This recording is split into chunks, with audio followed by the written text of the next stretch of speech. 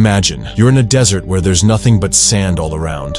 No people, no shade, no water, just scorching heat and silence that pierces straight to your bones. Daytime temperatures soar past 122 degrees Fahrenheit, and at night, bone-chilling cold. Every breath brings you closer to death. Now imagine, someone survived in these conditions for 71 days. Alone, no GPS, no helpline, no phone, just their courage, passion, and sheer will to live. Can you imagine fighting yourself for 71 days, writhing in thirst, waking up every morning thinking, will I die today? This isn't a movie. This is the true story of Mauro Prosperi, a man who didn't fear death. He defeated it. This story begins in 1994, when an Italian police officer and professional marathon runner, Mauro Prosperi, prepares for an entirely different and dangerous adventure. Now you might be thinking, why a marathon if he's a police officer? The truth is, Mauro had a passion for extreme adventures since childhood, and he loved proving himself capable. This time, he had decided to participate in the Marathon des Sables. Now, this wasn't just any race. It's the toughest race in the world.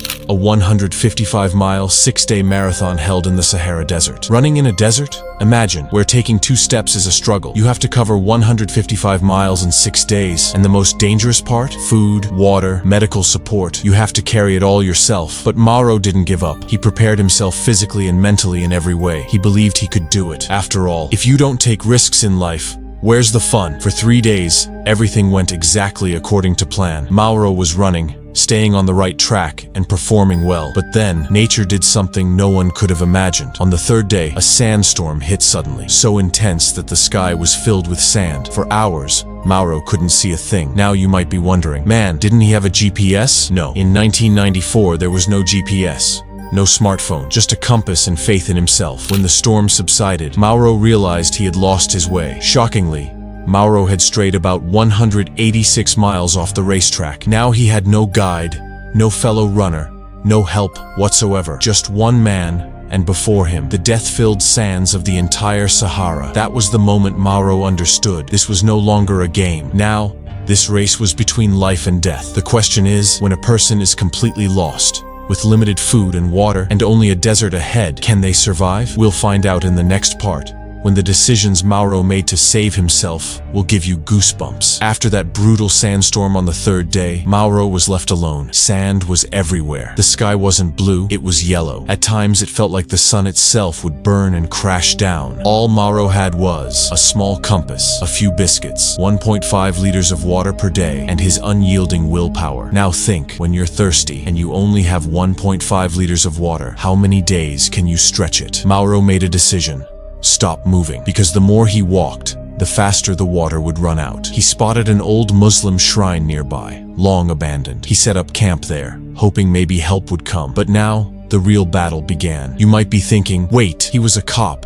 He must have known something. Yes, Mauro was a cop. But in the desert, no laws apply, only nature rules. On the 1st day, Mauro ate just half a biscuit. On the 2nd day, half a cup of water. He was slowing himself down to sweat less. There came a moment when Mauro started catching lizards and insects lying in the desert. Survival's first rule, you do whatever it takes to live. He found a bird's egg and ate it raw because he needed protein. But the real fear hit when the water started running out. Now Mauro did something a person only does when their life is on the line. He started drinking his own urine. Yes, Bear Grylls style. He collected dewdrops with small pieces of cloth and tried to extract water from the moisture in the sand piled on poles. Amid all this, Mauro asked himself one question every day. Will I survive today? 7 days had passed. No people, no helicopters, no sound. Just Mauro and the hot wind waiting for death. But Mauro didn't give up. He sent SOS signals with his flashlight at night, wrote, "Help," in huge letters in the sand. But as far as the eye could see, there was only silence. Now Mauro understood. If there was any hope,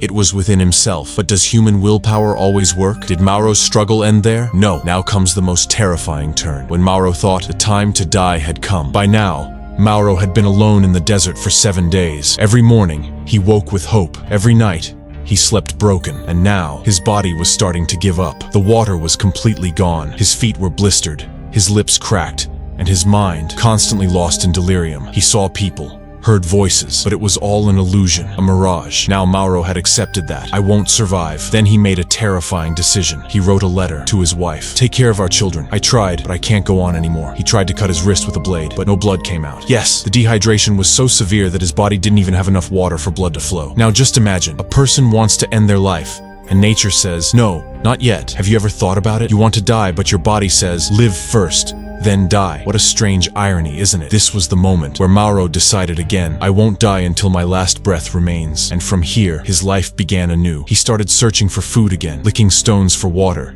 eating lizards and insects. He realized, no one's coming to save me. If I'm to survive, I have to save myself. Now Mauro set out from his shelter. To where? He didn't know himself. Just one direction, south. Because south might hold a village, a person, some hope, but in the desert, direction doesn't matter. Courage does. So let's find out in the next part how Mauro began the most dangerous journey back from the doorstep of death. After spending 10 days in his temporary shelter, Mauro decided that staying there was inviting death. He resolved to head south, without a map, without a path, just relying on a hunch. During the day, he walked on scorching sand, sometimes barefoot, sometimes stuffing his socks with sand for coolness. At night, he stopped, because desert nights are cold and deadly. For food, Mauro ate insects, lizards, even dead bats. Sometimes he found birds' eggs hidden in the sand, and he ate them raw. And water? He tried sucking moisture from damp patches beneath the sand, collecting dewdrops with cloth, because now every drop was life itself. In those 9 days, he covered about 37 miles, his bones creaking with every step,